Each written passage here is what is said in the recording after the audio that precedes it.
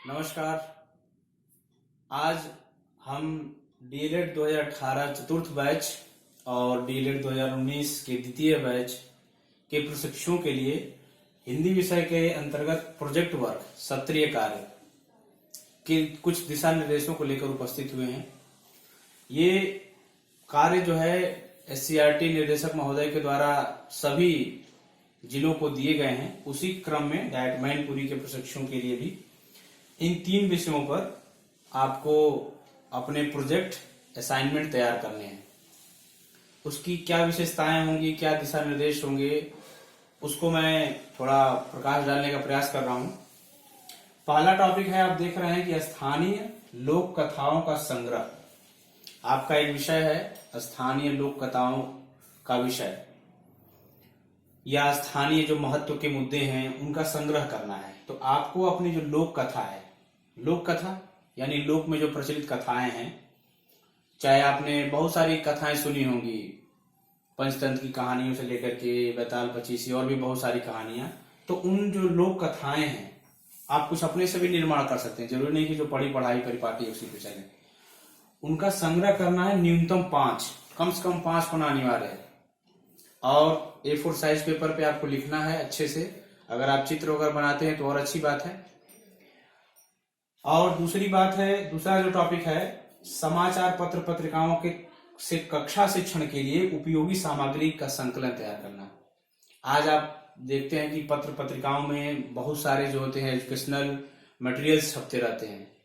तो वे आपके शिक्षण में, या जब आप शिक्षण करेंगे विद्यार्थियों के लिए, छोटे बच्चों के लिए, तो किस तरीके का उपयोगी है, उससे एक मटेरियल तैयार करना है, उससे एक टीचिंग मटेरियल तैयार करना है, टीएलएम तैयार करना है आपको, जो आपके शिक्षण को प्रभावी और रुचिकर बनाने में सहयोग करे।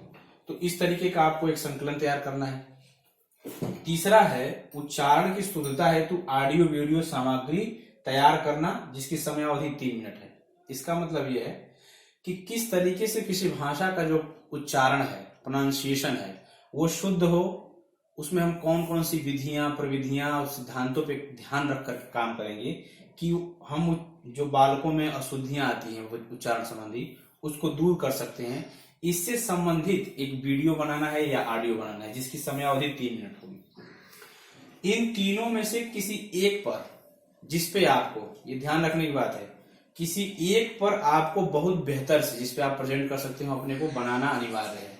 और बना करके आपको कल दिनांक 13/5/2020 तक जो है उस समूह पर, व्हाट्सएप ग्रुप पर भेज देना है, या डायरेक्ट की ईमेल आईडी पर आपको इसको भेज देना है, जिससे इसका मूल्यांकन करके हम एससीईआरटी को भेज सकें। और ध्यान रखने की बात है कि ये जो आप लिखेंगे, इसके आपके नंबर भी आपको मिलेंगे, और 5 सर्वश्रेष्ठ प्रतिभागियों को चयनित कर करके हमें सीआरटी भेजेंगे, जहां से उन्हें भी सम्मानित किया जाएगा। इसीलिए बहुत महत्वपूर्ण है, और आप इसको अपनी जितनी भी प्रतिभा है, मेधा है, उसका प्रयोग करके बनाइए।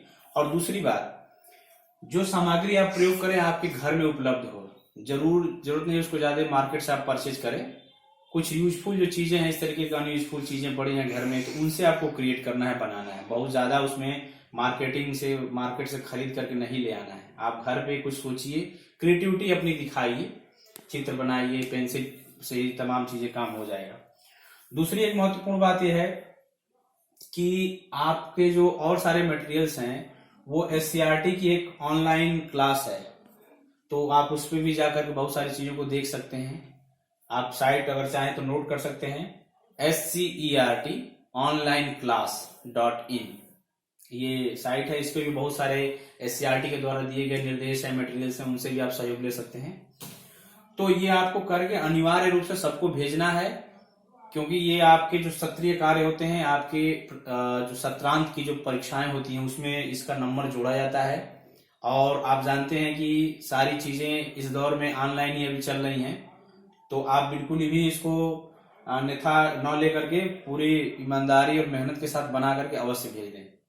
मुझे उम्मीद है कि इतने से आप लोगों को जो है इस प्रोजेक्ट कार्य में काफी सहयोग मिलेगा, और आपको इसको बना करके भेजने में सहायता मिलेगी। धन्यवाद।